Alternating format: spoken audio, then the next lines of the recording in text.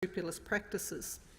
And I believe the opposition's amendment provides an opportunity for us to join in together, calling for a renewed focus and a very public conversation about the consumer protections we need to prioritise in order to protect vulnerable people who are being manipulated for a profit in so many of the examples that have been brought to our attention.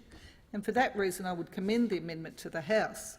I want to just, in the bit of time that I have left, Deputy Speaker, take people to the issue that I think is at the heart of so much of our concern about this, and that is my own experience in my electorate, people who have raised these issues with me and my colleagues who have talked to me, is the issues about the operation of the market, about the quality and reputational importance of the sector, about the national education and economic development tasks are all critically important.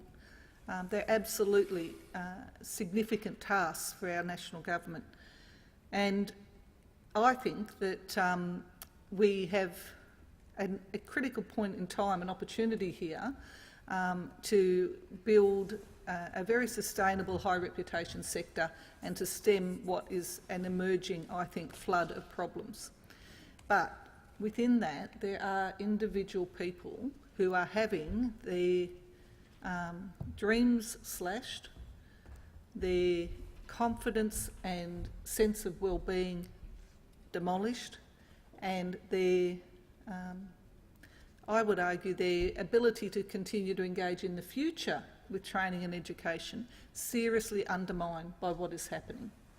So for these people, very often, like the single mum we talked about, the young man with Asperger's syndrome, the refugee who's arrived with poor literacy and numeracy skills, the young person who's come out of school in an area with high youth unemployment and is struggling to get a foothold on the employment market.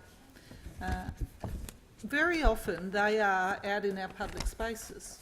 They're particularly on the Centrelink queue, in shopping centres, at train stations, or they're online, desperately going through job-seeking websites. And I encourage members to just do this.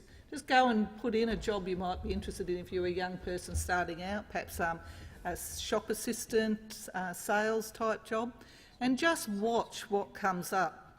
And I've heard stories from individuals who thought they were applying for a job through one of these sites, and in the example we heard from the media reports, suddenly discovered they've actually signed up for an interest in doing training, and then are pressured into, well, if you do this, there'll be a job at the end of it, and all sorts of promises are made to them.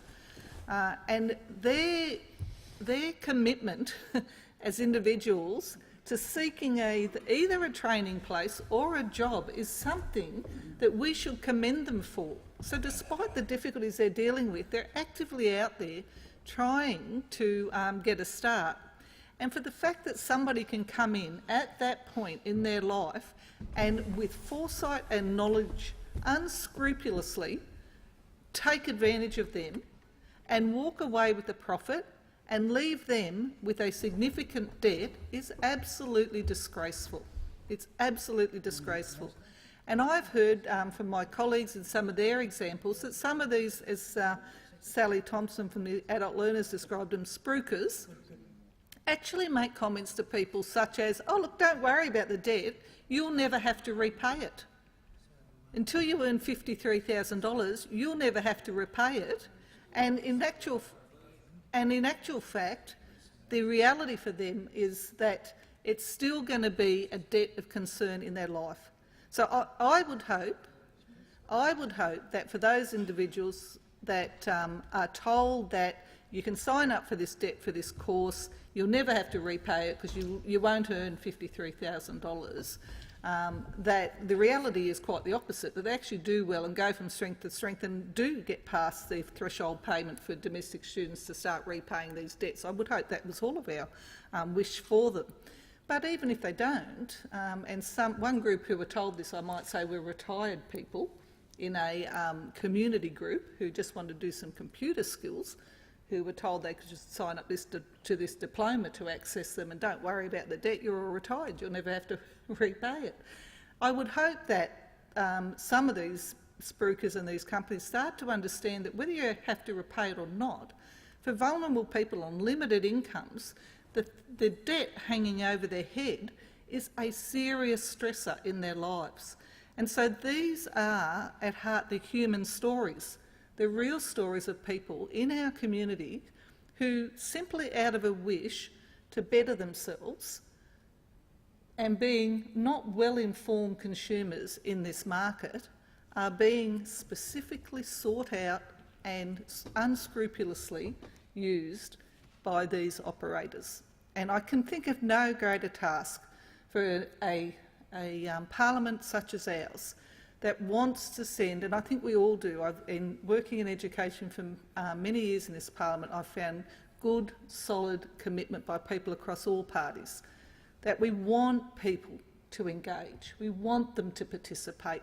We want the disadvantages that they may have carried from life circumstances with them to be addressed so that they can get an education, get a good quality education and provide access to work and to full participation in our communities. That's an absolutely critical task for government. And so when we see this sort of activity, I don't think we can drag our feet. I don't think we can consider that the need for action is not urgent. There are people out there today walking the streets of suburbs, knocking on doors. When I returned to my electorate last Friday, I had a letter from a lady saying that she was visiting a friend in one of my suburbs and somebody knocked on the door and said, "Oh, are you permanent residents and under 65? And she said, "Oh, well, no, we're over 65. What do you want to know?" And he said, "Oh, the government's giving away free laptops.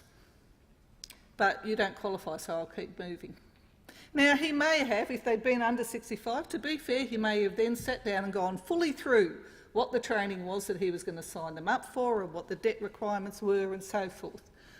But as these people, day by day, and I have no doubt, as I speak, they're out there in suburbs now, as they go through those suburbs, I think that we need to be acting swiftly. And I hope that the government's bill is one way in which we can do that by strengthening those regulations and by looking to improve the speediness and effectiveness of the government and the regulator to act. I think that's good, and I commend those amendments.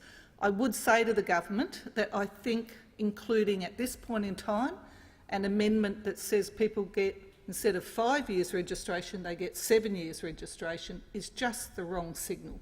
I do understand the intention of the regulator and their argument that those are well-known, predictable audits and so therefore you're not going to catch terribly much in them. I do understand that, and I do understand the auditors' desire to focus on the place where they're getting intelligence and reports and media stories saying that there's a problem.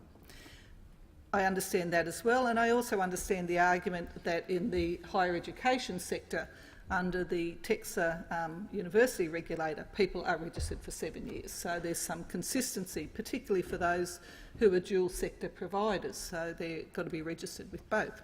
All of that I understand, it makes sense. But my argument would be this is the wrong time, exactly the wrong time.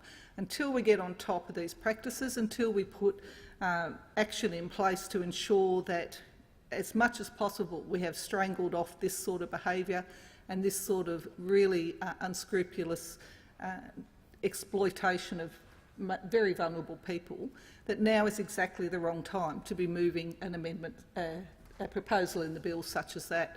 And so I would ask the government to have a rethink about that, because it might be something you could visit further down the track, but I think it muddies the whole message at this point in time and heads in exactly the wrong direction.